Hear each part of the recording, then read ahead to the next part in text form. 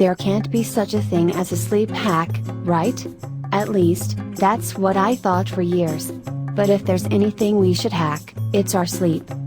On average, you sleep 7 hours and 50 minutes per night. Considering that life expectancy for countries in the Western world is about 80 years, you'll spend 26.6 years of your life asleep. That's almost 1/3 of your time on this planet. And yet, we feel tired so often. Just look at the person sitting next to you at the office, on the couch, or at Starbucks. Sleep plays a big role in our lives, we depend on it. Have you ever had a bad day and said it was because of a lack of sleep? It sucks. That's why we're obsessed with sleep hacks and listicles that promise us to sleep like a third grader that has nothing to worry about. For the past 12 months, I've experimented with many things that should improve your life. One of the aspects that I focused on was sleep. I've kept a spreadsheet since January of this year. Every day I write down what time I went to sleep and woke up. I also rate my energy level during the day on a 1 to 10 scale. On my scale, a 1 means doing absolutely nothing but eating and drinking. A 10 means doing 10 hours of focused work and 2 hours of exercise while traveling to the other side of the world. This almost never happens. When I started, most days were a 6. That means about 4 to 5 hours of real work, browsing the web, reading news articles, checking my social media accounts, watching TV, hanging out. Pretty average stuff. I asked myself, how can I become an 8 every single day? I'd rather be an 8 every single day than to be a 5 one day, and a 10 the other. Consistency is my goal. An 8 for me means 5 to 6 hours of productive work, 1 to 2 hours of exercise, and being in a good mood all day. Sleep hacks that didn't work. I started by doing research on the web. I found dozens of articles with advice that everyone kept repeating. So let's talk about what didn't have an effect on the quality of my sleep and energy level. Number 1, track your sleep. I use the Sleep Cycle app to track my sleep. The app works fine and looks nice. But having all this data didn't help me sleep better.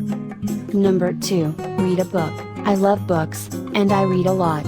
If I have to recommend something to do before sleeping, this would be it. But reading didn't always help me fall asleep. More often than not, I was wide awake after reading an awesome book. Reading is good, but not a game changer. Number 3, no screens before bedtime. I get the whole melatonin thing.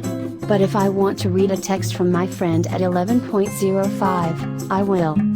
Number 4, drink tea. I like tea, but this had no effect on sleep whatsoever. Number 5, sleep with a notepad. Every evening I plan my next day, so this becomes obsolete. I already know what I'm going to do tomorrow, so I don't have to write down things that keep me up. And when I go to bed, I don't want to write, I want to sleep. Number 6, have a bath. I only have a shower. Last but not the least, change your sheets. I want to sleep well every day. Do I have to change my sheets every day as well? Stop worrying about sleep. That's the only sleep hack you need. I read this sleep hack and How to Stop Worrying and Start Living by Dale Carnegie. A book that was published almost 70 years ago. You probably know this feeling when you go to bed way too late. Tomorrow will be tough. I'm only getting 5 hours of sleep. Well, you reap what you sow. When you tell yourself you'll be tired tomorrow, guess what? You'll yawn all day. When you change your belief about sleep, you'll no longer depend on it.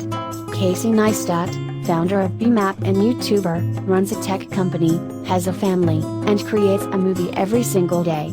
He clearly doesn't depend on sleep. We use a lack of sleep as an excuse to be lazy or procrastinate. I bet you've done this too. I'm too tired for X. I'm going to watch Game of Thrones instead. The truth is that no one ever died after one bad night of sleep. I'm not an advocate of sleeping less than 7 hours. In fact, research shows it is harmful to your health when you always have a sleep deficiency. But if you get less sleep every once in a while, it is not the end of the world. You can still be effective if you've slept 5 hours one night. Just don't make it a habit. Next time you go to bed late because of a party, or you are working on your dream, tell yourself you'll feel good in the morning. Since I've applied Carnegie's advice, my energy level is consistently an 8. It still happens that I can't fall asleep, but I don't make a big deal out of it. I stop my thoughts about sleep and think about something else. The point with sleep is not to overthink it. When you stop giving sleep attention, you can focus on what matters, to get some rest so you can wake up full of energy the next day. What's your best sleep hack? Share your tip in the comments and maybe we'll improve our sleep even more.